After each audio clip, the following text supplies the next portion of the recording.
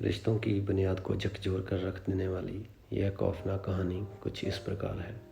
उत्तर प्रदेश के मिर्ज़ापुर ज़िले के जयपट्टी कला गांव निवासी संतोष कुमार भारती का एक भरा पूरा परिवार था।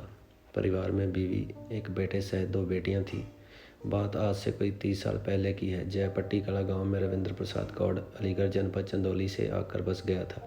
उसने यहाँ गांव में एक आटा चक्की लगा ली। इसके साथ ही उसने एक झाड़ फूँक का काम भी शुरू कर दिया।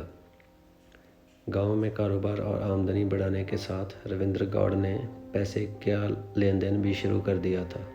वक्त ज़रूरत पड़ने पर वह लोगों की मदद कर दिया करता था। बदले में वह सूद वसूला करता था। इससे उसकी पहचान गांव में और भी मजबूत हो गई। आटा चक्की पर आते जाते समय रविंद्र की मुलाकात संतोष कुमार से हो गई थी। इसके बाद उन दोनों की दोस्ती भी गहरी हो गई थी, क्योंकि दोनों शराब पीने के लती थे, सो दोनों की खूब पटने लगी। रविंद्र संतोष के घर भी आने जाने लगा था।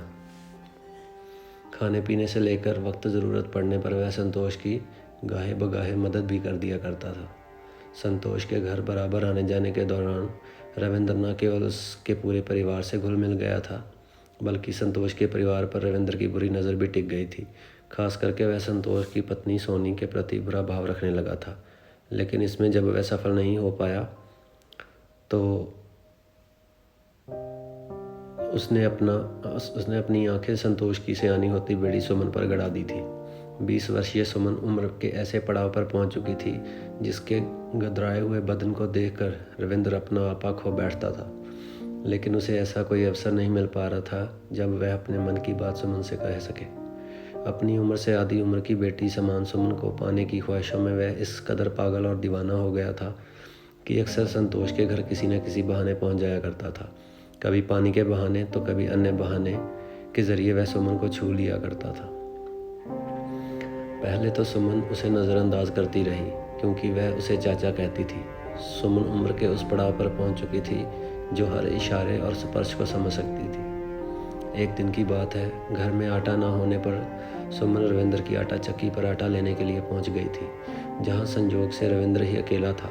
आटा लेने के दौरान जैसे ही सुमन नीचे की ओर झुकी थी कि उसका गदराया हुआ बदन और उसके उभारों को देखकर रविंद्र के तन बदन में मानो आग सी लग गई।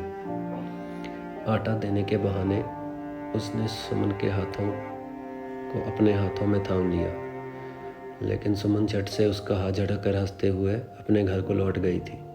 रविंद्र की हर हरकत सुमन के दिमाग में घूमती रही और वह मंद मंद मुस्कुराती रही। उसे लगने लगा था कि रविंद्र उसकी ओर आकर्षित है। इशारों ही इशारों में और हाथों के स्पर्श से हुआ हुआ प्रेम प्रसंग का यह खेल अब छिप छिप कर मिलने तक पहुंच चुका था। दोनों की मोबाइल पर काफ़ी देर तक बातें भी होने लगी थी। कहते हैं इश्क और मुश्क छिपाया नहीं छिपता। कुछ ऐसा ही रविंद्र और सुमन के साथ भी हुआ। रविंद्र जहां अक्सर संतोष के घर आ धमकता था, तो सुमन भी आटा इत्यादि के बहाने रविंद्र की चक्की पर पहुंच जाया करती थी।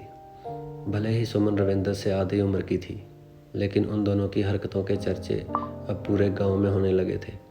आखिरकार होते भी क्यों ना, रविंद्र शराबी होने के साथ साथ मनचला भी था। गांव की महिलाओं को वह बुरी नज़रों से देखता था।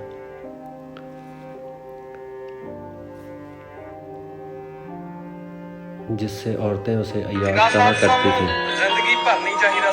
गांव में रविंद्र और सुमन को लेकर होने वाली चर्चा की कानों कान खबर जब संतोष और उसके परिवार को लोगों को हुई, तो वो भी सकते में पड़ गए। एक रात संतोष की पत्नी सोनी ने पति से कहा, ए जी सुन रहे हैं, अब हमारी बेटी सुमन सयानी हो गई है। रविंद्र का हमारे घर आना जाना हमें भी बुरा लगता है। गांव के लोग तो उल्टी सीधी बातें कर ही रहे हैं। क्यों ना कोई अच्छा सा घर बार देखकर बिटिया की शादी कर हम गंगा नहा लें।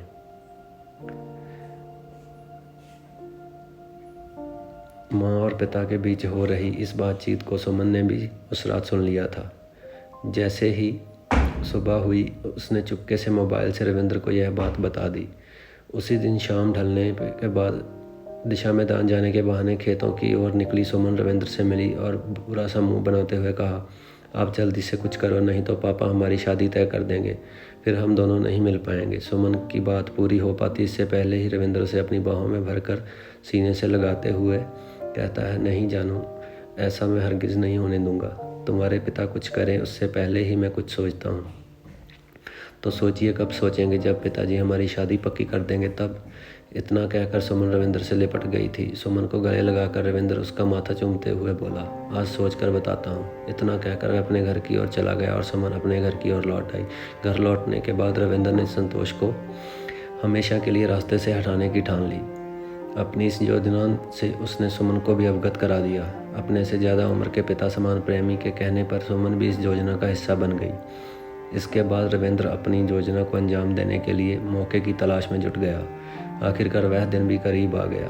4 अक्टूबर 2022 की सुबह संतोष जब दिशा मैदान से घर लौट रहा था, तभी रविंद्र ने संतोष को चाय पीने के बहाने अपने घर बुला लिया। रविंद्र की गहरी साजिश से अनजान संतोष रविंद्र के घर पहुंच गया। संतोष जैसे ही रविंद्र के घर गया तो मौका मिलने पर रविंद्र ने उसके सिर पर लोहे की रॉड से हमला कर दिया, उसकी हत्या कर दी। संतोष की हत्या करने के बाद रविंद्र ने अपने बेटे गौतम की मदद से शव को घर के पीछे पुराने शौचालय के टैंक में छिपा दिया। किसी को पता न चल सके इसलिए उसने ढेर सारी गिट्टी भी डाल दी थी।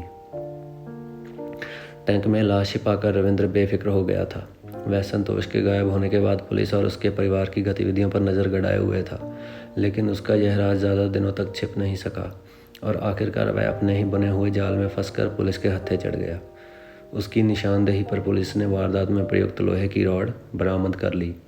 बहरहाल घटना का खुलासा होने के बाद पुलिस ने मृतक की बेटी सुमन, उसके प्रेमी रविंद्र गौड़ और उसके बेटे गौतम गौड़ को संतोष कुमार भारती की हत्या के जुर्म में गिरफ्तार कर आवश्यक कार्रवाई के बाद सक्षम न्यायालय में पेश किया, जहां से तीनों को जेल भेज दिया। दूसरी ओर एसपी संतोष कुमार मिश्रा ने संतोष कुमार भारती की हत्या का खुलासा करने वाली पुलिस टीम में शामिल सीओ रामानंद राय, एसएचओ जमालपुर मनोज कुमार की टीम को 10,000 रुपये पुरस्कार देकर पीठ थपथपाई।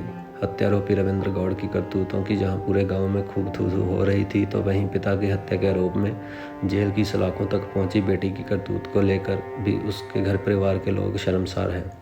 जिस बेटी को ब्याह कर उसके जीवन को संवारने का सपना माँ बाप ने पाल रखा था, वह तो चकनाचूर हुआ ही, माँ की मांग का सिंदूर भी उजड़ गया।